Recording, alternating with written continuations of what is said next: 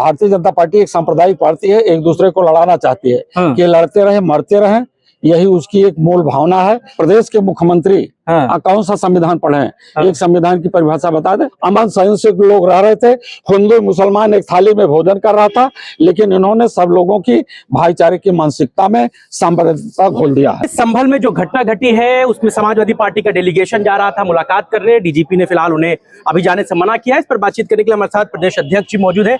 Sir, delegation को जाना था, क्यों नहीं जा रहा है, क्या वजह रही?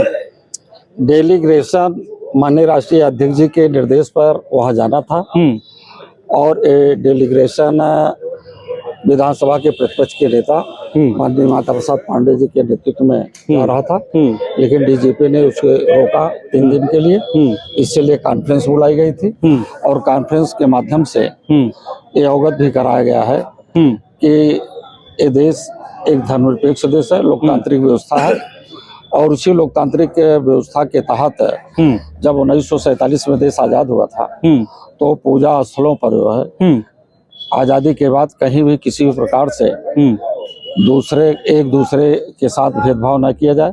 जहां पर जो स्थापित है पूजा स्थल वहां पर पूजा पाठ किया जाए। और यही चीज वीपी सिंह सरकार ने भी जब ये बाबरी मस्जिद और मंदिर का विवाद खड़ा हुआ था तो इसी निर्णय को जो है एक कानून का रूप दे दिया गया था कि जो पूजा स्थल भारत में है केवल अयोध्या को छोड़ करके अन्य स्थलों पर किसी भी प्रकार का कोई विवाद नहीं है।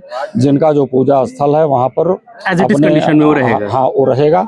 लेकिन भारतीय जनता पार्टी उत्तर प्रदेश में उन सब कानूनों की अनदेखी दे करके वो जबरदस्ती कहीं पर सर्वे करा रही है, कहीं पर खुदाई करवा रही है।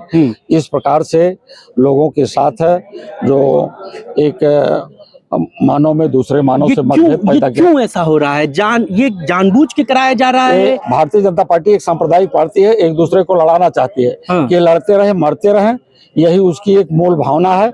उसके पास न तो संविधान है और उसके पास न तो देश का लोकतांत्रिक देश है। अयोध्या के बाद मथुरा, फिर काशी, फिर संभल, आपको लगता है कि एक बार ये कड़ी है और तुरंत चिट्ठी जाती है? और अब मथुरा, काशी, अयोध्या नहीं चलेगा, अब चलेगा देश का संविधान।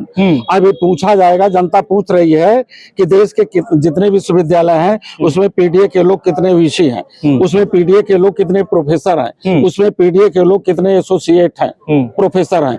पूछा जाएगा कि 69,000 की भर्ती में 19,000 पीडीए के लोगों के साथ नाइंसाफी हुई। ये सवाल पूछा जाएगा इस सरकार से। इस सरकार को से सवाल पूछने के लिए जनता अपने चौराहे पर खड़ी है। ये घटनाएं आपको ऐसा नहीं लगता है कि खाली उत्तर भारत में ज्यादा होता है? दक्षिण भारत में बहुत पुरानी मस्जिदें हैं, मंदिर हैं, वहां तो कभी विवाद नहीं होता? तो उत्तर भारत में क्या कहते हैं कि प्रदेश के मुख्यमंत्री कौन सा संविधान पढ़े हैं? एक संविधान की परिभाषा बता दें।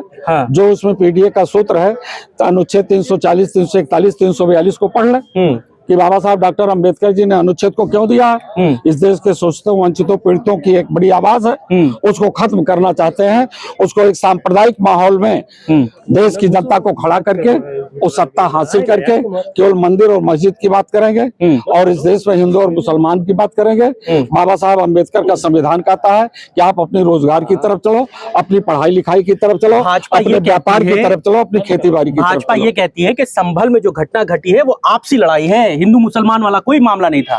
पूरा हिंदू मुसलमान का इन्होंने मामला वहां तैयार कर दिया। सांप्रदायिक माहौल, अमन चैन से लोग जी रहे थे, अमन सहन से लोग रह रहे थे, हिंदू मुसलमान एक थाली में भोजन कर रहा था, लेकिन इन्होंने सब लोगों की भाईचारे की मानसिकता में सांप्रदायिकता घोल दिया है।